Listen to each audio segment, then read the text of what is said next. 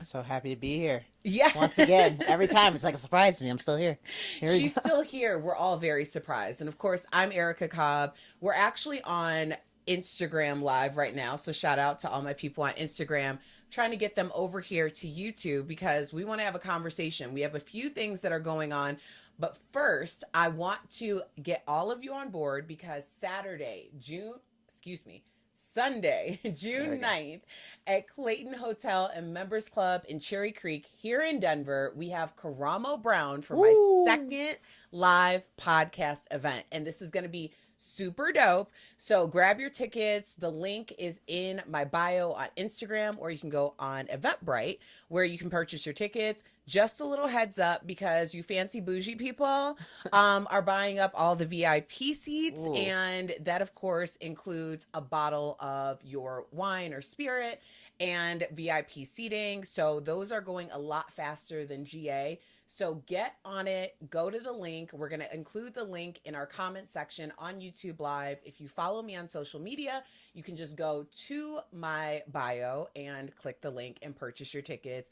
Make sure you get them ASAP. So today we have some hot topics. We're going to be talking about Diddy, but we're not going to get into all of the homeland security of it all, but we are going to get into the streaming of it all. We're also going to talk about artists who have just decided to announce that they're quitting, but are they really going anywhere?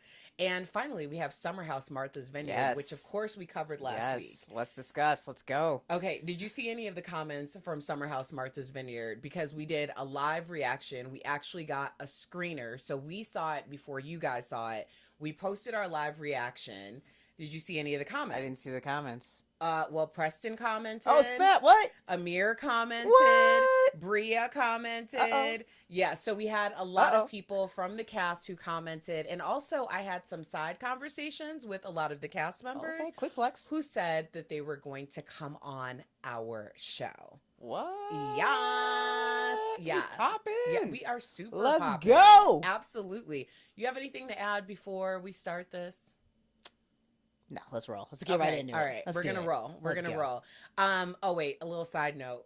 Also on Sunday, June 9th, for the Comeback with Erica Cobb live event featuring Karamo, I can announce that Al Jackson, who is a comedian but also my faithful co-host at DBL, he is our opening act and MC. He's returning for a second time. We have DJ Simone Says, who is a super dope DJ here in Denver, has been with all of the big names that have come through here. She will be our DJ. We have Vio, the violinist, who is going to be playing hip-hop violinist or hip-hop violin during the cocktail hour. There is a welcome cocktail that's included in your ticket price along with light bites. So make sure you get there as soon as the doors open at 3:30 because we also have professional photographers and videographers. So when you're walking the red carpet, you will get photos of yourself looking your Sunday's best. So this is a full service situation.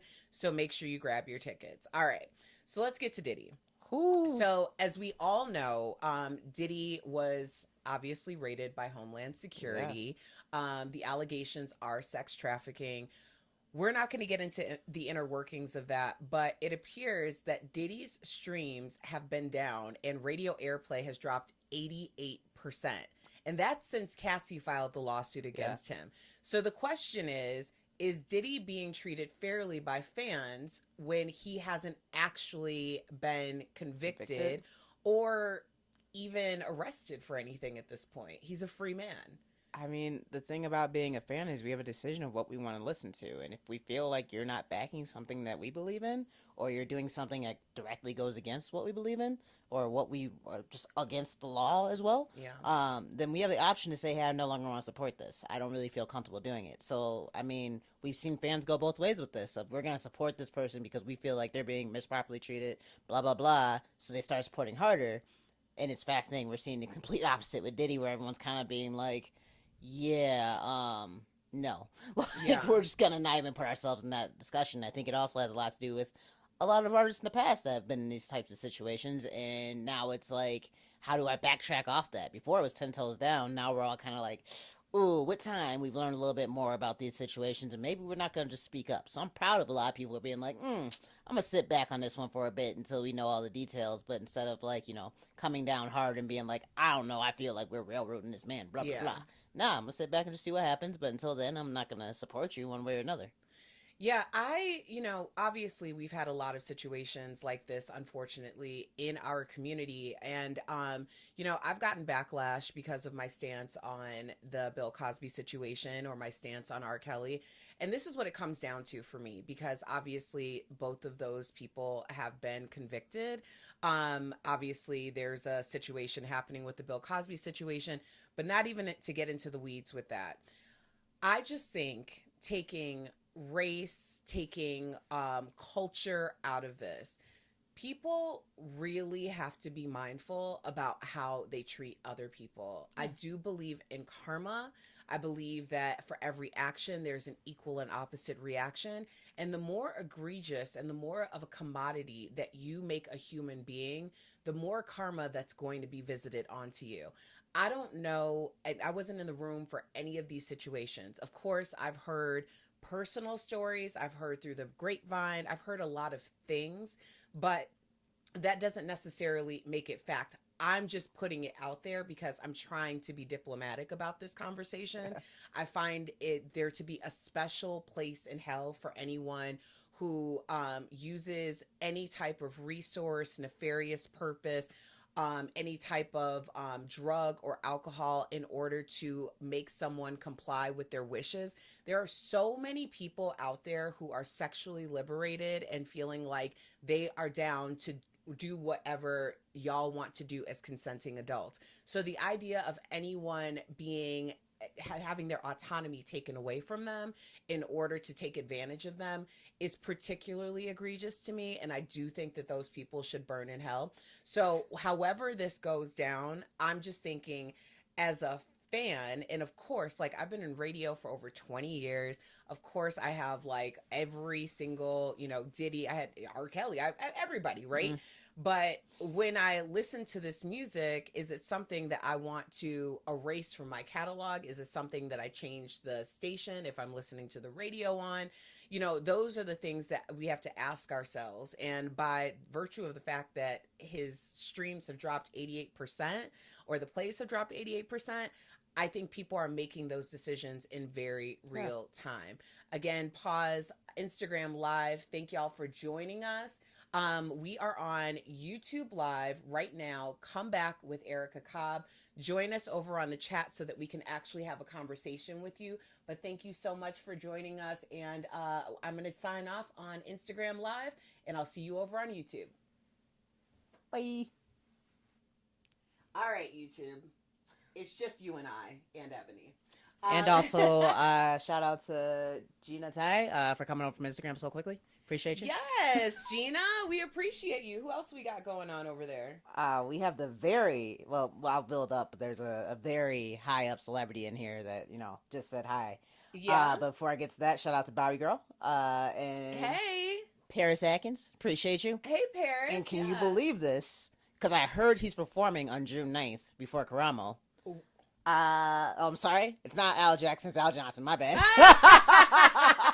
Al Johnson actually is a celebrity because Al Johnson I called him Uncle Al. I met Al when I was in, I'm calling our producer Harper right now so that he can be back in my ear. I met Al when I lived in Sacramento. And Harper, can you call me? Because I can't call you.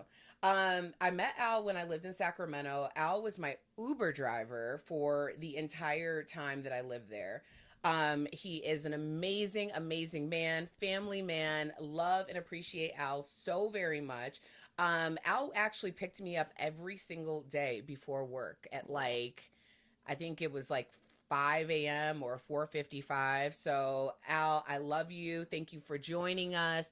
I have Anthony Harper in my ear. All right, so we're going to keep the discussion going on about Diddy and canceling his music. So many celebrities are actually coming to his defense. Most of them not very publicly. Let me just be very clear about that. The majority of the celebrities have been distancing themselves. And a big reason for that, and I'm always going to say, follow the money. I think that there are a lot of big names, big accounts associated with all of these allegations, and people want to keep their hands and noses clean.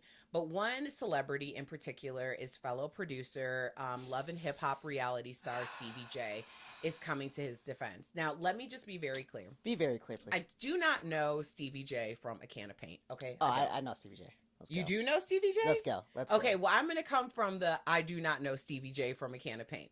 But I've seen him on Love and Hip Hop, okay? If I got raided by Homeland Security, I'm going to need like an Obama.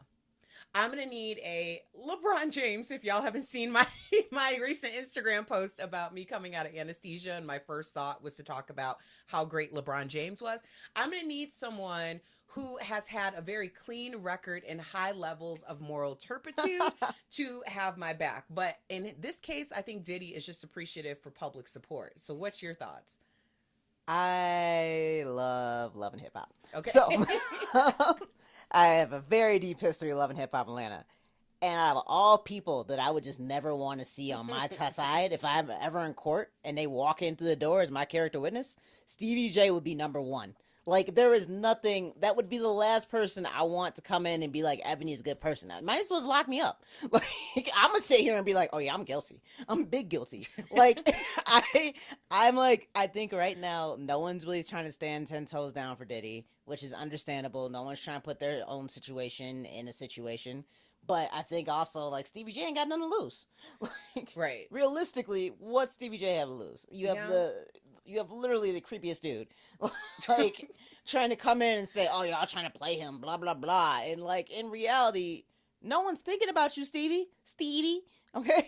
I'm sorry, VH1. If you watch the show, you get it. Right. Also, the way that he treated Faith Evans, like, I just can't get down with that. I couldn't. I was like, granted, Faith Evans, hasn't really been out like hot in a minute. She still could have done better than Stevie J. But she's also Faith Evans. But, like, okay, I'm gonna give credit to Queens when Queens deserve credit. Great music. Has anybody chimed in on this topic? Because we're gonna talk about 50 Cent and how he's calling out, or Stevie J is calling out 50 Cent, because we know that 50's been talking. So what are the folks saying? No one's chimed in about it, but hello to Oregon folks. There's two of you now. Appreciate you. Hey, Oregon. Oh, Oregon. There we go. Appreciate Pacific Northwest. that. All Let's right. Well, shout out to Oregon.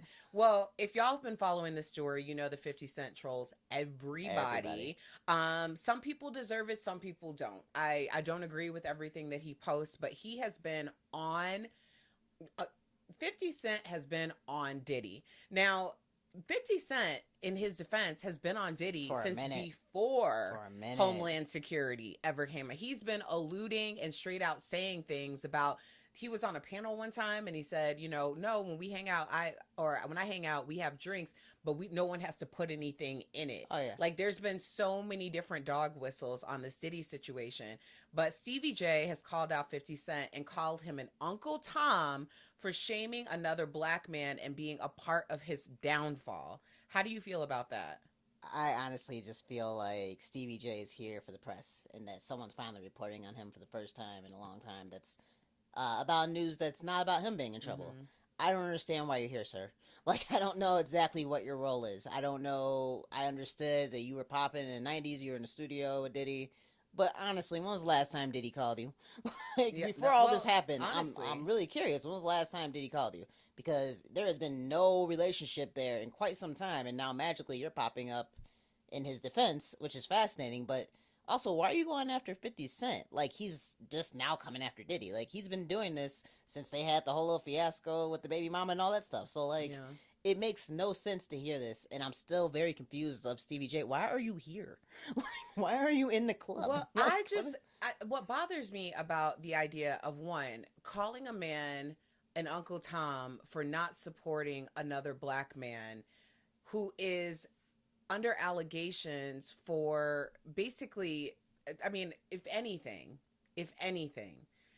there have been some untoward, very disrespectful, diminishing things that he's done to black women. So yeah, I don't understand. It's like, when we're going to have the talk about race, Like, why is this even a discussion about race in this capacity? Now, people can say a lot of things, and they might be right, they may be wrong. I've heard people say, you know, what other circumstances have they invaded, you know, Homeland Security invaded a person that wasn't black like this. And I'm not going to debate that, because I think that that could have some legs in terms of the idea of how people are treated, especially Oh yeah. at that status. But to me, I would just prefer that everybody get dragged. Okay. I would.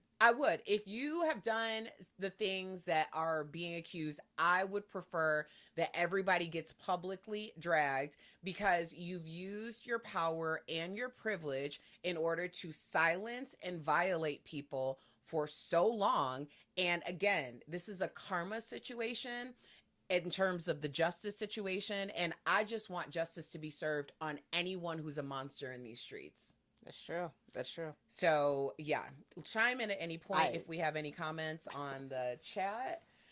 um okay, so people have been asking if race plays a part in all of this. You know, it's a tricky situation for me, because I do want to separate the acts and what the accusations are from race, because everybody, purple, black, white, we have predators in every shade. I mean, it's a fascinating question of like, does race play a part? Because I'm also curious that like the first person that really like kind of made a big like deal about it was Cassie, which was a black woman, Right. which is fascinating Well, because yes. yeah, Okay. woman of color. Yes. Sorry, woman of Woman of color. My color. bad, woman of color. But it's fascinating because I'm like, it's who the victims are that matter as well. Exactly. So I'm like, does race play a part? Probably, because if this would have been something else, we probably would have heard about it a lot earlier on, and there might have been a little bit of a faster reaction, because this wasn't Cassie's lawsuit wasn't the first lawsuit ever against Diddy. Right. It's not the first Yeah. issue. It's not the first time anyone's ever heard of it. Granted, most things got swept under the rug. Da da da da. People went away. We just didn't hear anything. But I'm curious, like, what was the really big deal? Was because now we had someone who was ready to come out and have a face to it and say vocally, like, this is what happened. I feel strong enough I can do this. Da da da. Like, why now? When we went through the whole 90s and early 2000s of this, like, always being a rumor or Yeah. lawsuits going away. Well, if you want to check the comments and see if people are chiming in on it, but I do think that now there's a few things going on. I think that enough people have made enough noise, and I honestly believe that when Cassie came out with these allegations, that there was some pretty concrete proof. I think that she had some receipts that no one else had. When we're talking about people who disappeared, people actually disappeared. So that is very alarming. But I was very much like, okay, you have a woman of color who was young, who a lot of people felt like was his willing participant girlfriend, coming out saying that this was something that was done to her and that she was a victim or a survivor of the situation. Anytime a woman of color comes forward and is taken seriously in the way that Cassie was taken seriously, then my brain is automatically thinking like, there must be some legs to the story. There must be some, at least enough concrete evidence to make this go faster. Also, keep in mind, Diddy settled with her in less than 24 hours. Quick. That told me more than I needed to Quick. know. So, of course, we're following this case. But here's the question for you, for the audience. Take the Diddy situation out of it. Where do you draw the line in defending a friend?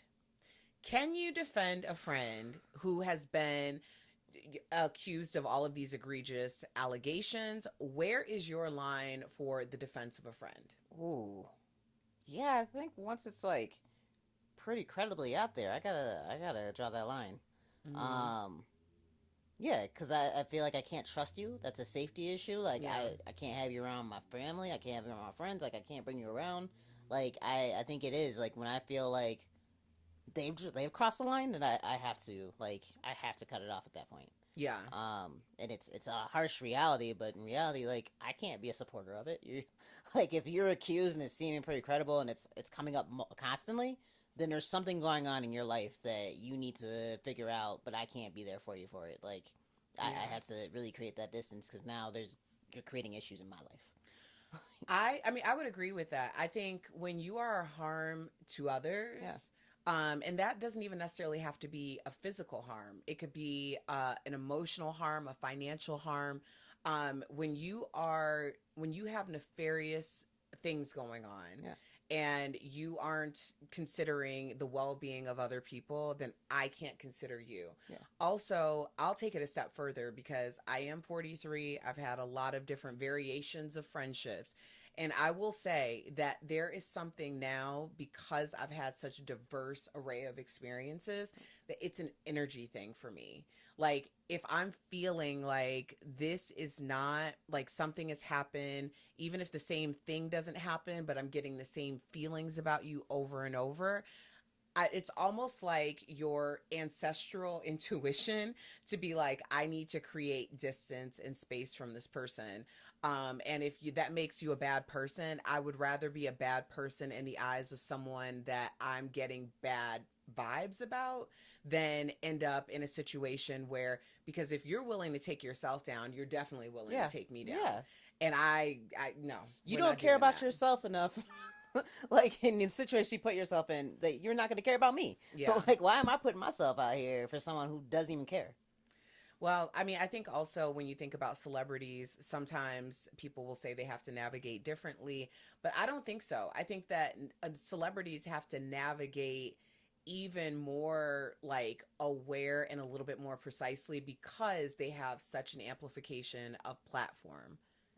Yeah, I mean, and it's like sometimes you're in as a celebrity, I could see being in situations where like you're just paired up with this person. Doesn't mean you have any type of Yeah. relationships. That's what we're kind of seeing now, where now all of a sudden these people are like, oh, well, you're in a picture with them, and it's like we were at an event and we were in a picture. Now it's Yeah. like the justifying of it just because of that event. But like, yeah, if you're like riding for somebody, you guys are hanging out all the time, and you're just hearing things about them over and over again, then like, yeah, in my mind, like you kind of gotta start questioning that relationship and like what your role is gonna be with that person moving forward. Yeah. But Well, producer Harper, let me know if anybody has a comment that we should add to the conversation. Paris has a comment. all right. All right. What does Paris have to say? Paris says, I personally don't have enough information to form an opinion. Evidently, there are people close to the situation. I'm sorry, I'm too far away and I'm getting You can older. just, can you I pull was it like, over? I'm like, can you put it in your lap? Like, all right, so but evidently, there are people close to the situation. What is their motivation for coming forward now? I would distance myself in truth. mm. I mean, Paris, that's a great point. And the truth is, we only have the information that's been provided by the media. Now, when we get into media, of course, we're going to talk about the media being slanted in one direction or another. I am a true believer in where there's smoke, there's fire. I'm also tasked with the responsibility in my daytime job to take the information that is out there and provided and deduce some conclusions from that, at least in terms of an opinion. But again, totally opinion. I 100% agree with you. Taking the route of you don't have enough information. We really appreciate you chiming in. So, We have another comment. yeah. We have a comment from a legend, and it's actually a legend. Yeah. Rick Party Live. Rick Party! Hey-o. Oh! Mama, we made it. Mama, we Oh made my it. gosh. Woo! You Brings it back. guys, Rick Party is an actual legend in Legend. media. He has been a mentor, a brother to me. I started radio back in the early 2000s. Sorry, Rick, but it's true. He was the person that opened the door for me at Kiss FM in Chicago, physically opened the door. And he said, hi, I'm Rick. And I was like, oh, Rick Party. And I was like, oh my gosh, I grew up listening to you. And he goes, don't ever say that, because someday someone is going to say that to you and you'll see how you feel about it. And if that hasn't happened to me over and over again, I'm like, what do you mean you grew up listening to me? Okay. Shout out to Rick Party. Thank you for sharing my post. I really appreciate all your support. Y'all make sure you follow Rick Party, everything that he's doing, and you'll hear his voice because his voice is everywhere. He has the voice of God. All right. Yeah. Yeah. Not really, but you know, when they have the rooms and it's like the voice of God. Okay, anyway, yes, he's a great voiceover artist as well. All right, we're moving over to celebrities calling it quits. Okay. Lizzo, sorry. Whose comment? Oh, Rick made a comment. That Oh, was the whole point of that. okay. The truth is, you can't totally defend anyone because who truly knows what happens in one's dark life? Mm, Quote, dark life. yeah. Yeah, it's, I mean, he said you can't really defend anyone. Uh, you can't. Yeah, you can't totally defend anyone. Yeah. I don't know what's going on I behind closed know. doors. I know. Isn't that sad But though? you always think about like, oh, it's like when like someone's like, yeah, we broke up because of X, Y, Z. You're like, oh, I didn't know that was going on. Like, that's always, yeah, it's always tough because you never Yeah. really know. Like, you get people have like you have a personality when you're at work, when you're out with your friends, and you can get home and be a totally different person. See, I think it depends also, obviously, on the circumstances. Like, what are they being accused of? Yeah, Because if someone's like, oh, I put down my wallet and I left the room and then there were a bunch of people coming, I think this person, then I'd be like, nah, if it was somebody that I really knew, I'd be like, I would be very surprised if that were true. Now, do I know? No, but I think a lot of times you base things on people's actions, their character, things like that. So, but it's true. You can't really 100% defend anybody because what do you assume? It makes an ass out of you and and me, me. and I'm not going to jail for you.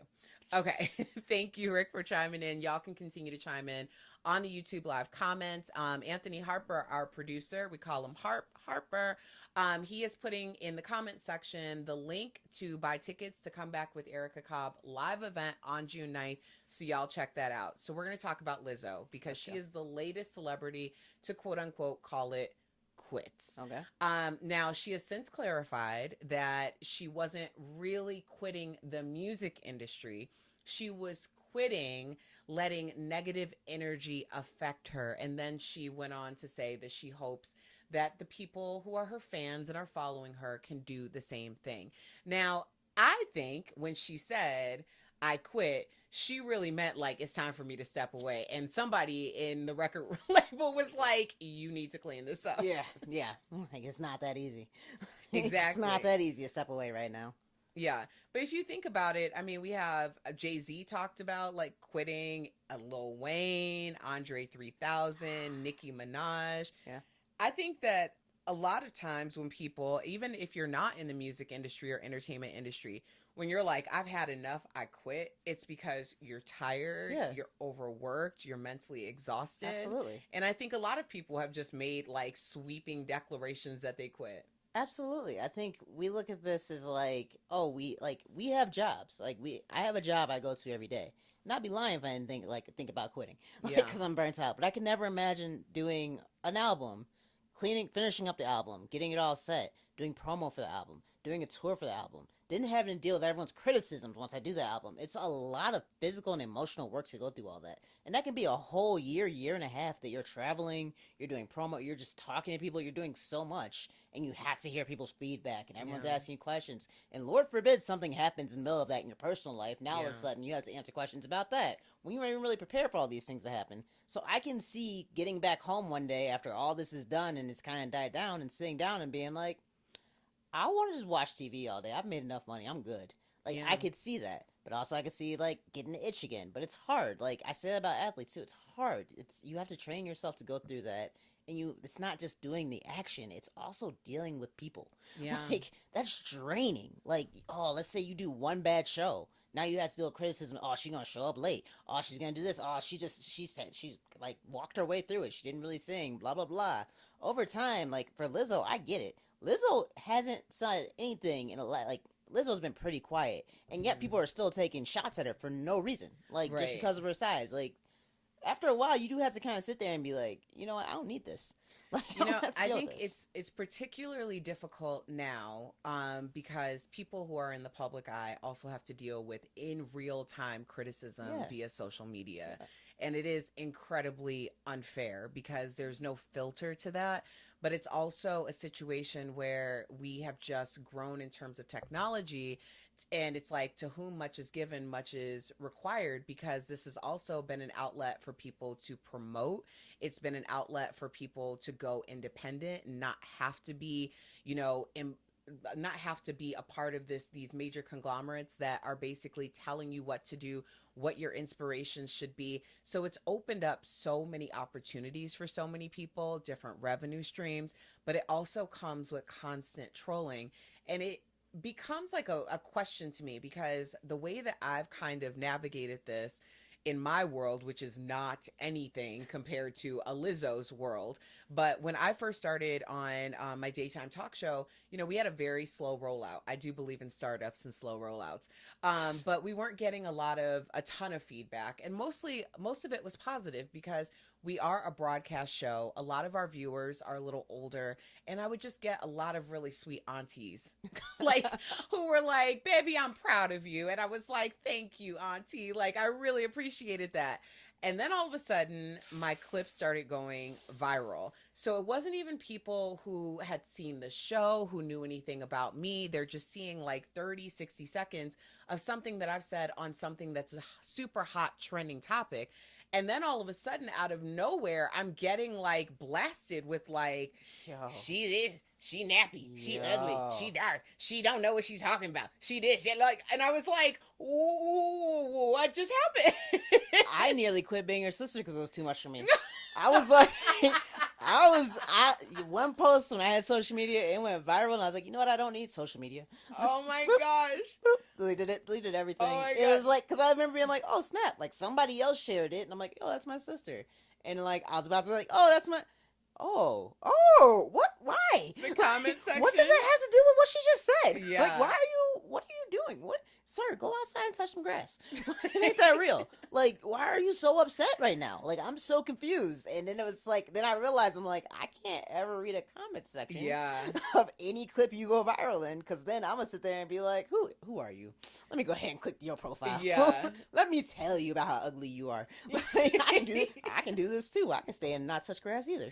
You want to do this? We can do this all day. I'm petty, okay? Patty LaBelle over here. No problem. So that's Patty why LaBelle. I no longer have social media. Oh my gosh. Well, you got to tell mom to delete her social media, because Lord knows, I can't imagine what Lizzo's close friends, or like any of these celebrities, because I have to tell mom all the time, like, mom, stop reading the comments. It's wild and then out she here. sneak attacks me. Like, it'll be out of nowhere. We'll be like taking a walk, and she'll be like, yeah. And so I was looking. I don't know why that woman said that you, and I was like, mom, we are taking a walk. We are on vacation.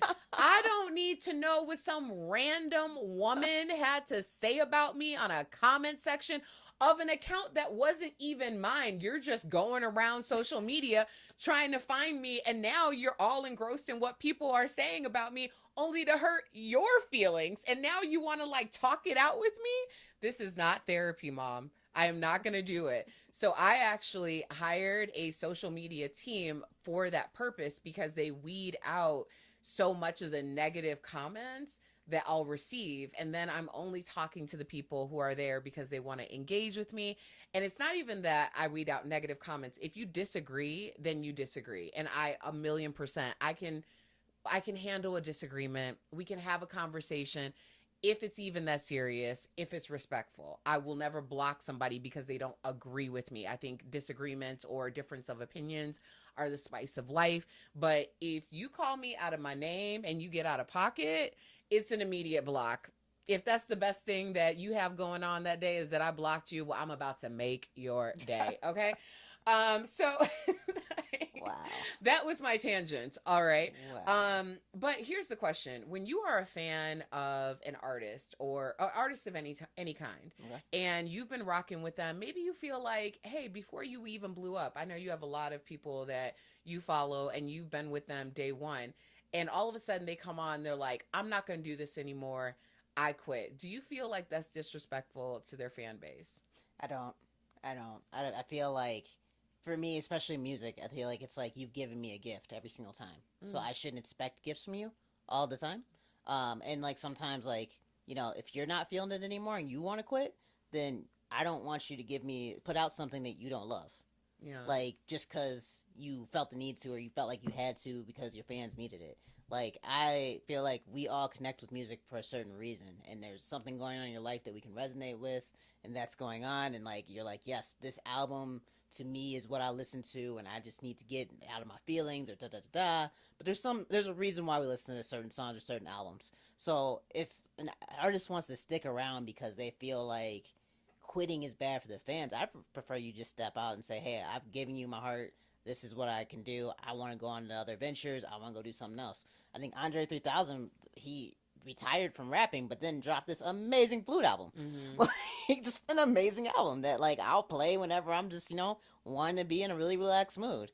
Childish Gambino said several times he was not going to make any more records. He'll drop one every once in a while, but I mean, yeah, go pursue acting, or you're getting all these amazing opportunities. Go pursue it. So it's cool because it's like they made music at a certain point in time in their life, Mm-hmm. and now they're growing on to bigger and better opportunities, and they're pursuing it. So it's like, no, you don't always have to stay in that one position. And if you feel like you want to come back and do it again, I'd probably listen to you. Like, I'd probably listen to it, but like, I don't feel like you owe me an explanation of why you want to walk away after one album or two albums or three albums. And that's fair. And I also think that you're a true fan.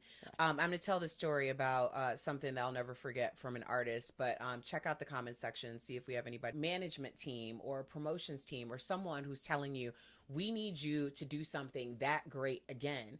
But that original piece of art, your original work, was something that was a accumulation of all of your experiences over maybe even decades. And now you've been on the road, you've been entertaining fans, you've had very few life experiences that you can talk about and bring into the mix because you've been working so hard. And that's the demand that we're putting on artists Yeah. every time when we're asking them to just produce, produce, produce.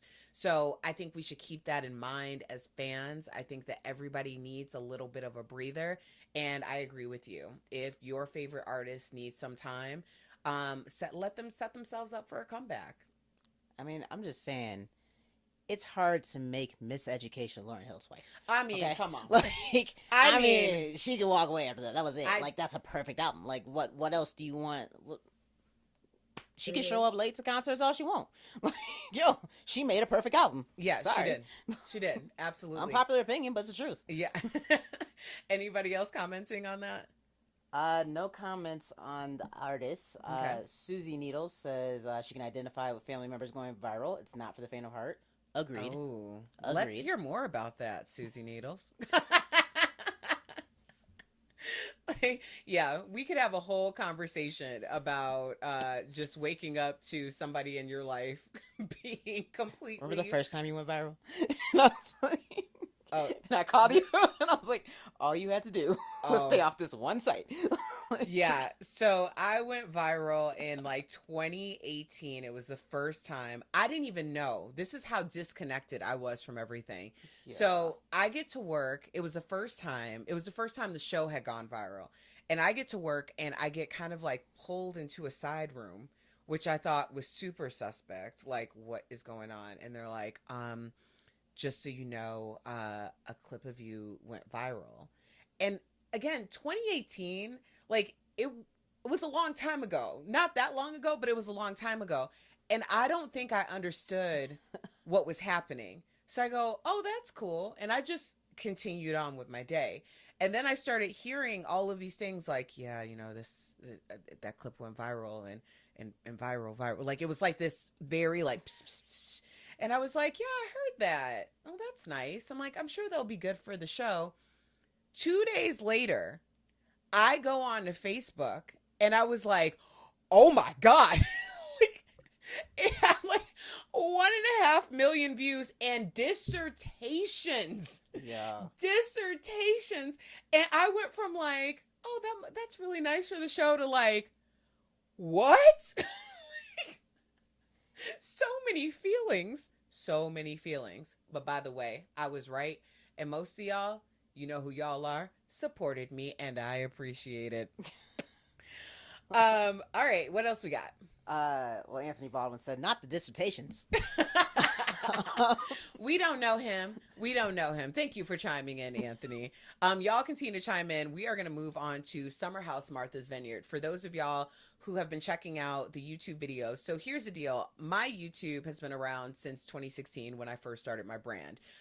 You can go back to my early videos, which were like just a couple minutes long, me talking about the comeback, what the comeback meant to me. I did a full year before Daily Blast Live, which is my daytime talk show, was auditioning. I was brought in to do an audition. I came in as the comeback girl. I took my brand from YouTube and went to the national talk show. So I've been on this talk show for 7 seasons at this point. And so I decided to start when I did my podcast, and that started about 4 years ago, to actually put the videos on YouTube. I haven't promoted it. It hasn't been something that's been a priority, but now I'm really making this a priority because there's so much fabulous content out there from people in our communities who have had setback seasons. They have amazing comeback stories. And I have probably 100 different interviews of people who are experts in their fields, testimony teachers, celebrities, who are giving you real life tools and keys to the comebacks and success that you might need in order to make a comeback of your own. So I really would encourage you to go through some of the catalogs of the videos. But in the meantime, every Thursday, Ebonie and I, if she's in the country, Wow. Put my business out there like yes, that. Ebonie and I sit down for about an hour and we talk about trending topics. And then if there's a show that we really want to amplify, then we have a little recap of that. Last week, we did a fabulous video. It was actually a reaction video in real time. It's edited, it's fully produced. It has some never before seen clips of the cast of Summer House Martha's Vineyard from BravoCon. The cast is amazing. This show is Black led. Let's go. There's historical context to the show. Of course, it's a Bravo reality show, so it's entertaining. And we are really proud to support this show and the cast. So we're going to get into Summer House Martha's Vineyard. It's season 2, episode 2. Now here's the thing. So last week they were on the catamaran. They were partying it up. Yep. And tonight, so they all go back to the house, and that night was decade night. So they're dressing up in costumes from different decades. Now, what we end up seeing and what we saw, was there a disconnect for you? What we end up seeing and what we saw, Or what we ended like, up seeing and what you thought we'd see, I should say. Yeah, I thought that was all. Everyone's gonna dress in the same decade. Okay. Or I thought it was going to be a little bit. So we'll get into it. So we get a Bria and Simon update. Okay. Simon is Bria's boyfriend. He lives in Germany. Germany. Yeah, they're in a long distance They relationship. have a child named Milo. Yeah, Milo. Milo, is the dog's name. Yeah, so we get a little update. Simon will be joining us again at the end of the season, so we're excited about that. And we know about it this time. We do know about it. Last season, it was kind of a surprise and it created a lot of drama. But Summer declares that Jasmine's pregnant because her boobs are bigger. So 2 things. I know that this is a different situation, but in this situation, is it okay to speculate that one of your friends is pregnant? It's okay. I feel like it's one of those things where you kind of want to say something, but like, is it appropriate to speculate? No. Are you going to do it? Yeah. Like, everybody's drinking, you're looking around, and you're like, there's something up going on. Like, you're going to say something to somebody else. Would I address it with the person? No, because I never know what's going on in their life and what's going on in their body, and I never want to put them in that situation where they're like, no, there's something else is happening, or like, I gained weight, but thank you. Like, so, no. It's not appropriate to speculate, but people are people. Right. I mean, I've had a lot of speculation lately that I'm pregnant. I am not pregnant. And a big part of that is because I've been very transparent with my IVF journey. Harper, if you could just add the link to my skincare bundle. You too can get the Erica Cobb by Angel Aesthetics skincare travel bundle, perfect for your summer travels. But that's not the reason why that's the reason why I'm glowing, not because I'm pregnant.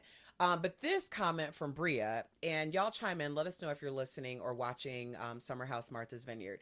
Bria chimes in on this pregnancy announcement from Summer to say that that's what happens when military men get deployed. Oh, yeah. They get their women pregnant and leave. So I'm going to ask you, facts or foul? Foul fact? Is that foul fact? Is that an option? I mean, whatever you'd like to answer that with. I'd go with foul fact. Okay. I've heard of this. Okay. Being a thing where, like, yeah, I've heard of this before. Mm-hmm. Yeah, I think it's low-key a fact. I don't think it's appropriate, but I think low-key it's a fact because then it lessens the chances of something else happening when I'm gone for 10 months. Mm. I've heard of these things, but it's foul. Yeah. Yeah, I have a tremendous amount of respect for anybody who decides to serve our country. That being said, I think that you can have people doing things for a lot of different reasons. At the end of the day, there is a child, and that's a beautiful thing. And regardless of how that happened, it's a beautiful thing, and it should be celebrated. Now, Bria was shady as hell for that. Yep. Yep. Like, no doubt. But also, we know that they don't have the best No. feelings about Simon because, of course, season one, Simon, who, not Simon, Silas, who Silas. is Jasmine's husband, who has been deployed, didn't come off the best season one. Not at So all. we're going to give Bria a pass for that. So Preston, we get a scene with him and Amir in the kitchen. He's kind of talking about making the decision not to attend his father's funeral. Of course, his father's funeral was the day before. We know that he had an estranged relationship Yeah. with his father. And he said something that really stuck out to me about his dad. He said that his dad told him when they reunited that he didn't raise his son to be gay. And Preston responded, "You didn't raise me at all." Boom. And it really made me think about parents who have voluntarily decided to not be a part of their children's lives. And it seems as though this comes up a lot where they want to take ownership over someone that they've never taken responsibility for. Yeah. And I don't really know what that's about. And for those of y'all who are watching, if you have something to chime in, if you're a parent, if you have feelings about that comment, let us know, because that really stood out to me. That was a mic drop comment, though. I'm like, that was valid point, because he was saying, like, he was never around. And then when you come around, that's the first thing you say is, I never raised. The fact that you could say, I never raised my child to be this way, is like, you do know what you just said, right? Like, Yeah. you weren't around, and we're just starting to rekindle this relationship, or like form this bond. And I think that's unfortunate, but it's like, do you feel ownership of him because he's biologically your son? Not because of, like, you didn't do anything day to day, you weren't ever there. It wasn't even like you saw each other once a summer or anything like that. I obviously wouldn't know much about the situation, but that was a very fascinating thought for me, where I was like, that, yeah, like, when he said that, it just clicked up, like, yeah, why would you feel like you could just come in and say something? Yeah. And, like, we see it a lot with, like, athletes and people who become famous all of a sudden. Now people are coming out the woodworks like, well, I remember when you were born, I remember you used to dribble the ball great when I saw you 20 years ago. Like, yeah, not all skin folk are kinfolk, No, and not all no. kinfolk are family. family. Family. Okay, so then we go on to Alex and Amir, who talk about Summer. Now, of course, Summer had the mic drop moment last week, and when she abruptly at the table announced that Alex had been inside of her, and she felt disrespected because he didn't invite her to an event that he was having. So they're having this conversation amongst the guys, and Amir thinks that Summer is in love with Alex. I definitely think that Summer has feelings for Alex. But let's revisit the Summer taking a picture of Alex situation. Because I kind of defended it last week, and the more we were speaking in real time. Okay, I didn't have time to think about it.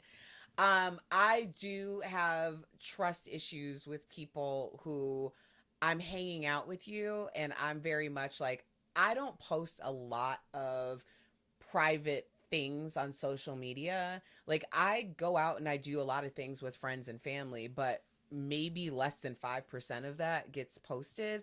And I like to be intentional about when I'm going to post certain things. So I don't like it when someone's like trying to force me into taking a photo and posting it, and I didn't even know that that's what was happening. And I can think of a situation where I went to a party. It was a friend of a friend, and this girl, very, very drunk, made me very uncomfortable because at the end of the night, she was insisting that we take a picture together. And I didn't want to take the picture together because we had been at this party for like 4 hours in the sun at that point. And if she wanted to take a picture, I felt like that was something that we do at feels that way. I Or mean, I think he was. That is kind of a weird thing if someone was like, "Hey, I have this picture of you that was taken while you were just looking at the roses on the street." First off, I thought the picture was cool, so I would have been like, "Did he even know that?" Like, he didn't know that photo was taken, so she was just standing there. He was down the street. He took a picture and then, or she took a picture and then sent it. I'm like, if you take a picture of me, at least I know it's on your camera roll, and I'm like, oh, that's a cool picture. If it gets sent, it's like, oh, look at this picture, and like you sent it to a mutual friend. That's yeah. cool. You took a picture of me and then just sent it. That's saying like, look who's in town, ha ha he he. That's some childish stuff right there. Yeah, I mean, Like, in Summer's defense, though, she didn't post it on social nah, media. She sent it to Jordan, who's in their group. yeah, It was an internal communication. It's not like she was trying to blow up his spot with everyone, unless she did it knowing that Jordan was gonna tell everybody, and it was gonna become a storyline on the show.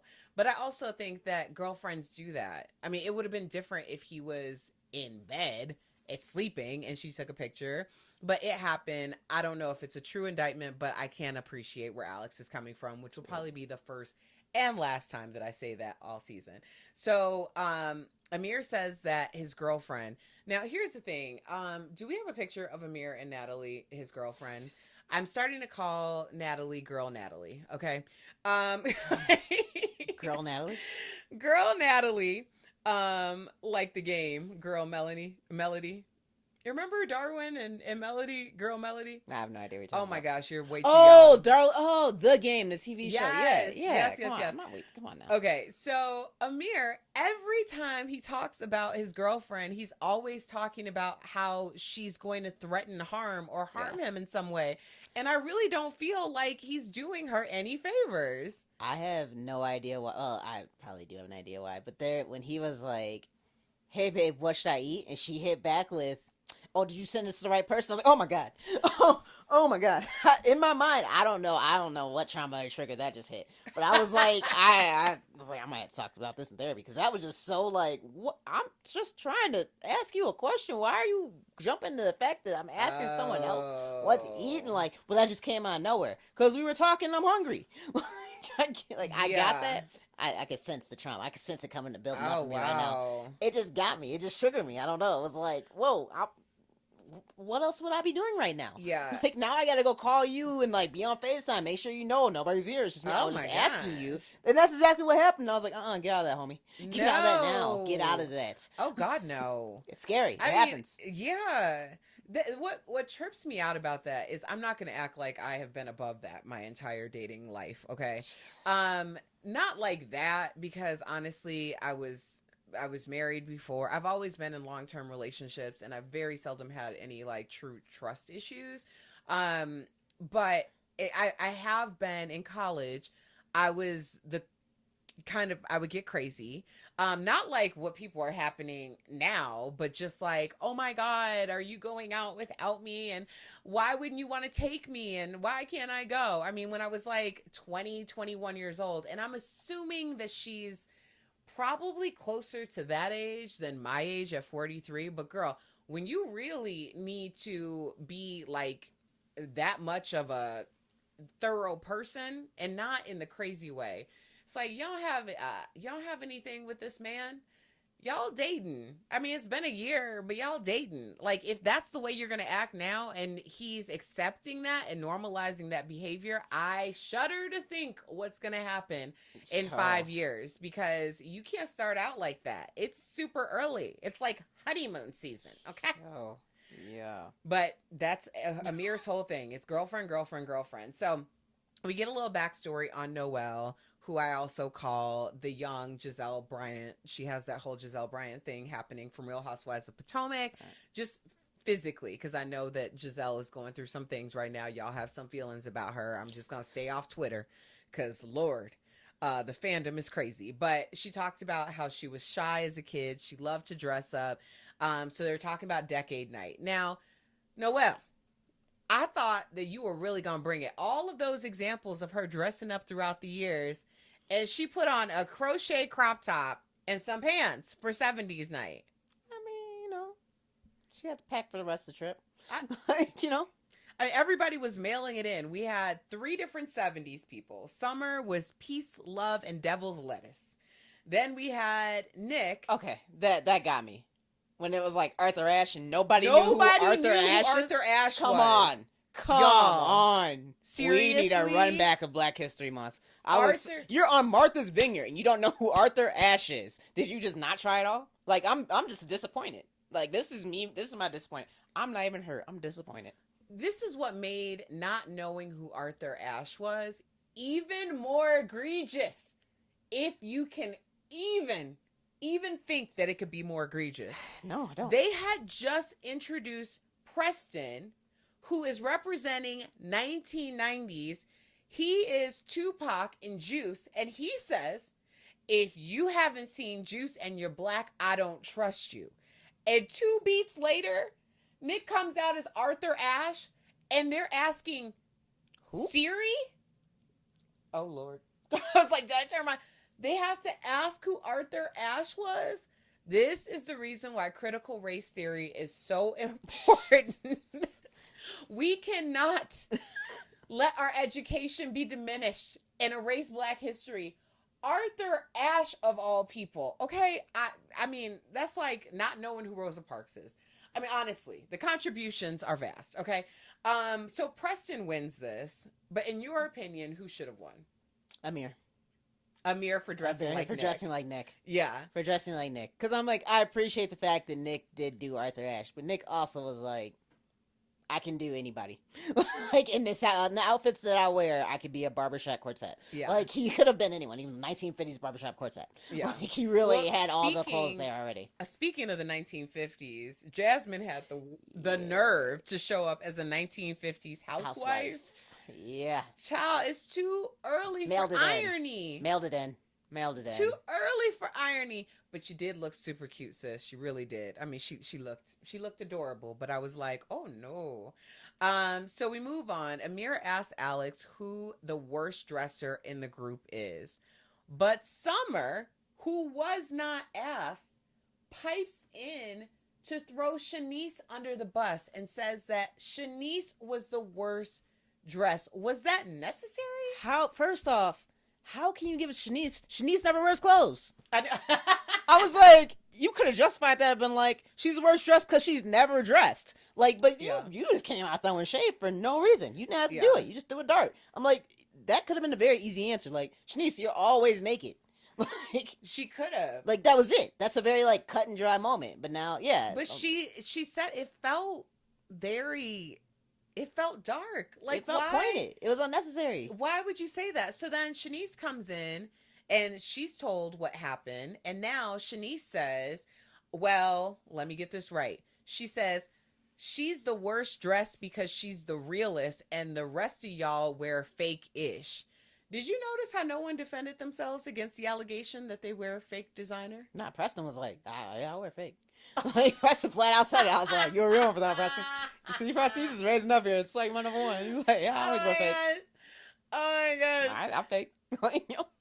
So here, there's a disconnect for me with wearing fake designer stuff, because a lot of that stuff is actually pricey. Like, even though it's not real, it's not as pricey as it is if you got the real thing. So my thought is like, why wouldn't you just get something nice in your price range as opposed to, because this is always my thought about just keeping up with the Joneses.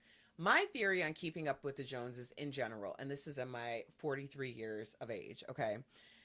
There is no need to try to keep up with the Joneses because the Joneses got it and they know that you don't. Now, the people that you're really trying to impress are the people who don't have it, which I feel like is kind of cruel. Like, you're trying to flex for people who don't have what you're trying to flex in order to keep up with people who know that you don't have it. Yeah. It's like a weird cycle that we're in. And honestly, I feel like it's keeping us all down. Yeah. There is no fiscal prosperity in that. Yeah. We got to be thinking about other things, people. I mean, honestly. I mean, obviously, you're not gonna get any debate out of me for I that know. one. Well, we know you're just like, I'm just keeping up with myself. I know. I'm just paying rent. I don't know. Unless you go shopping with me, and I'm like, you really need this belt, Ebonie. Whoo! Yeah. Still paying it off. Oh my gosh. No, it was a belt. Belts are a good investment, okay? So moving on.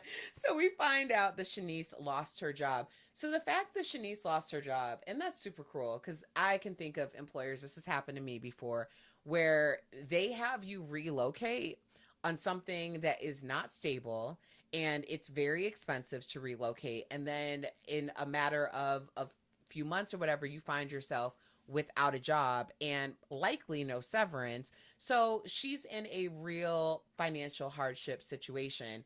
And her friend Summer knew that. The only one who knew. Right. So why would Summer amplify the fact that Shanice is the worst dressed, as if to say that she just can't afford to buy clothes? And Shanice says that she can't afford to buy clothes. Yeah. I think I'll defend Summer very lightly on this one.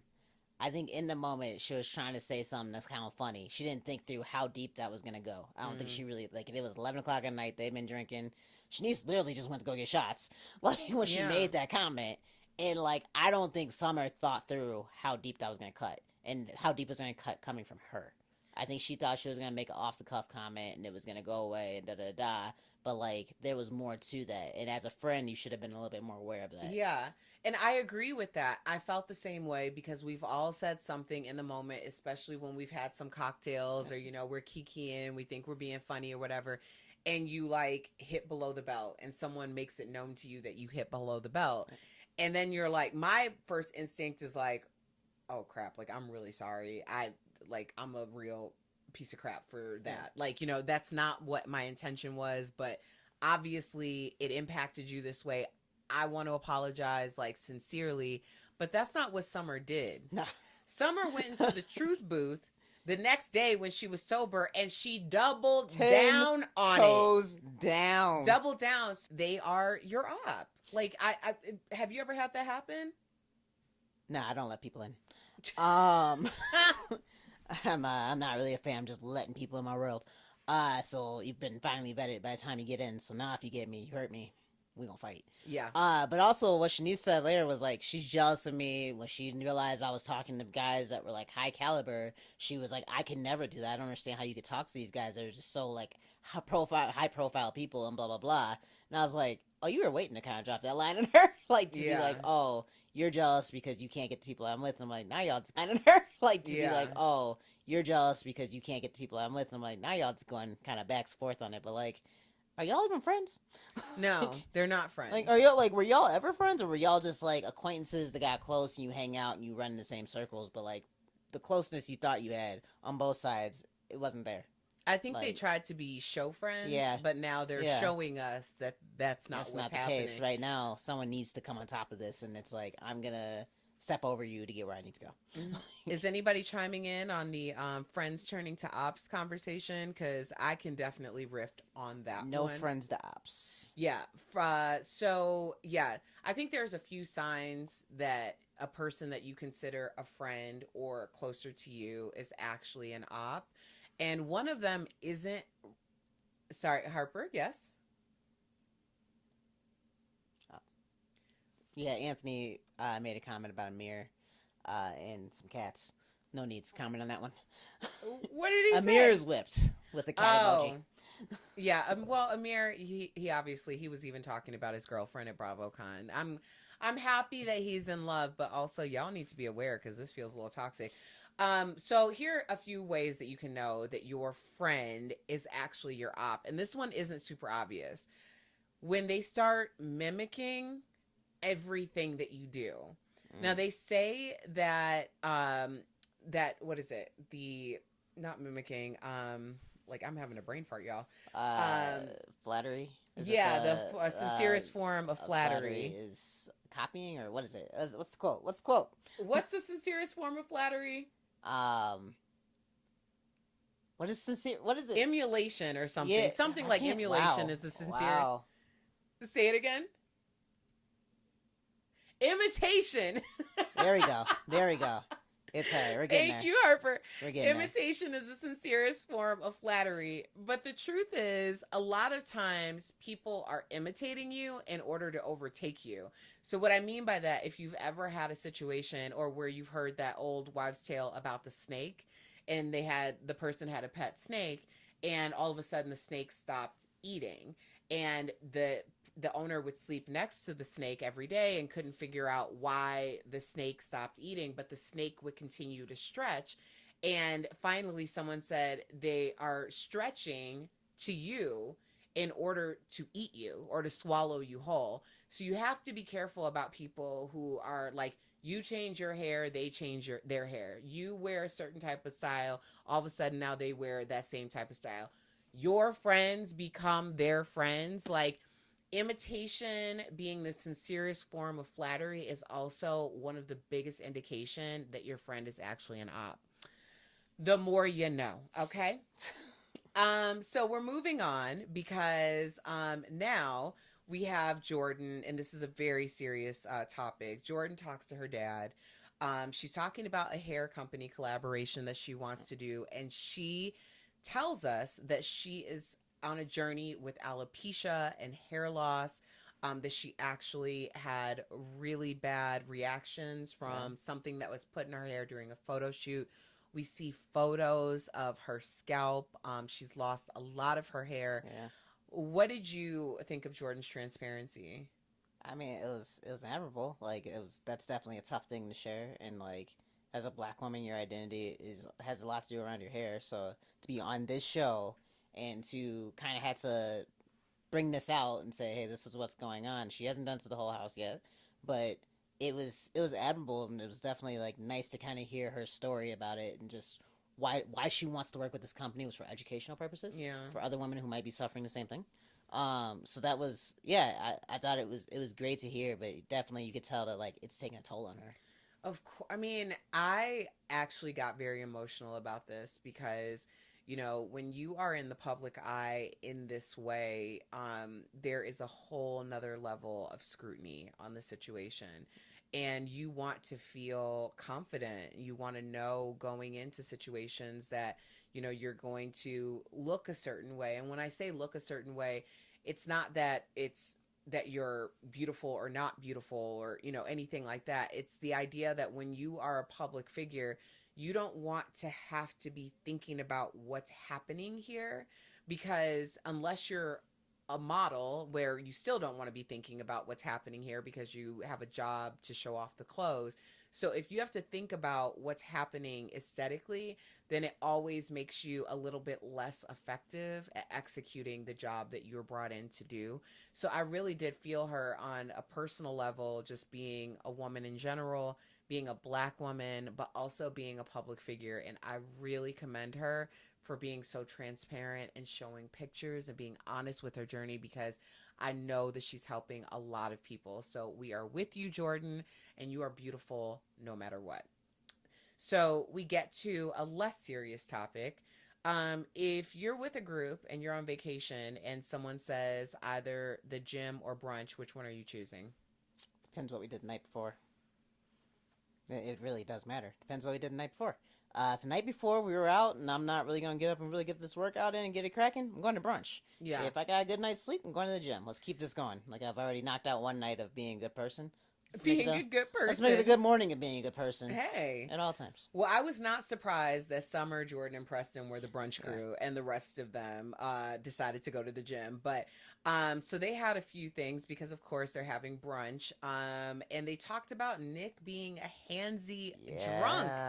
And do you think that Nick is too handsy? And also, do you think that he respects his girlfriend, Tasia? Because that's what the question was. Does he respect his girlfriend, Tasia? Based off last season where he was like, I got my eye on Jordan. No. Yeah. No. You knew you were being recorded saying it, and you knew you had a girlfriend who was going to come a week later. Yeah. So, like, what exactly were you trying to do there? Like, till this day, that still bothers me. So I'm like, why would you create that friction for no reason? You never had a chance with Jordan. So you were out here putting stuff out there. Yeah. Messing up your home life for what? He thought that he was going to see if there were any takers on the show, and then he was going to make a decision about what to do with his girlfriend. So based on season 1 alone, I feel like Tasia deserves more than that, what we're seeing. And my thought is, because people are going to do what they want to do, and I believe Tasia deserves more, but if Tasia doesn't believe that Tasia deserves more, then I respect Tasia. But I do think that if he is acting like this on camera, it really does beg the question, what's happening when no one else can see? And that's my issue. I'll say this. I'm shocked they're still in a relationship because Nick strikes me as a person that gets on a reality show, gets back, leaves his girlfriend to test his celebrity and see what he can do while everyone can kind of recognize him. And then once it kind of dies out and no one cares anymore, goes back to his girlfriend. Like, I seriously believe that he was making attempts to test his celebrity. But he came off kind of weird on the show, and it didn't work. Yeah. So there was nothing to test. Yeah. When no one's interested, what you gonna do? It's karma. It's karma. But so, I mean, we're going to wrap this up because we start to get into what I believe is going to be episode 3, where Summer has already had a conversation with Noelle, where apparently Noelle didn't even notice that Summer said that she had slept with Alex. But it is interesting to me because essentially Summer is telling her friend Noelle that she has full autonomy to go after a guy that she's already slept with. So my question is, would you date a friend's hookup even if you had their permission? And in this situation, it could be up for debate because we are talking about a television show. We don't know the nature of their long-term relationship, but I do feel like this is setting us up for episode 3. And then at the end, we see Nick go into the girls' room. It's Jordan and Summer, and ask if he makes them feel uncomfortable while they're in bed. So I'm like, Nick, just zero context clues. So what would you give episode 2 out of a 10? 10 being the best, 1 being it was horrible. What would you rate it? I'll give it like a 7. It was a pretty good episode. Yeah. There was a lot of components. There was a lot of like we started off the emotional part of Preston. We also got some emotional part of Jordan, and then we got some from Shanice. Like, I mean, we kind of figured out what was going on in her life. So I think there was the emotion to it. There was drama, and then it was funny. Yeah. So it had a mixture of everything in it. I would give it a 7 too. I think the premiere was like, I would give like an 8.5. So overall, Summer House, Martha's Vineyard on Bravo. It comes on Sunday evenings after Real Housewives of Potomac. So make sure you're tuning in and supporting this show. It's a Black-led show. It's a great cast. We're really excited for its return. And also, come back to us on Comeback TV Live next Thursday, where we will have another episode of Comeback TV Live. And you can get us every week. This Sunday, I just want to do a quick shout out for this. This Sunday, I had a very special sit down with 3 survivors of a school for quote troubled teens. Now, for those of you who have been watching the Netflix documentary, The Program, you know that this is all about these schools that popped up in the late 90s, early 2000s that parents were sending their children to because they were quote unquote troubled. Now, a lot of these kids had learning disabilities, ADHD, or their parents just didn't want to be their primary caregiver, and they were sent to these institutions where they were brutalized, and it went on for years. I was honored to have 3 survivors of a school in Utah. We sat down for about 2 hours and talked about the documentary, also talked about their experiences, what they would like to see happen to these schools, and how you can take action. So that episode of The Reckoning of The Program with those 3 survivors will be dropping on my YouTube channel this Sunday. Also, you can get your tickets to the Comeback with Erica Cobb live event for Sunday, June 9th with Karamo. It's on Eventbrite. Just Google it, or also it's in the comments section. But thank you all for joining us on Comeback TV. It's been an amazing Thursday, and we're going to go and eat some fried chicken now. Let's go. Starving. Take care, y'all. We really appreciate you. Follow me on all of my social media at Erica Cobb. On TikTok, it's I am Erica Cobb. And I'll talk to you soon. Bye. Bye.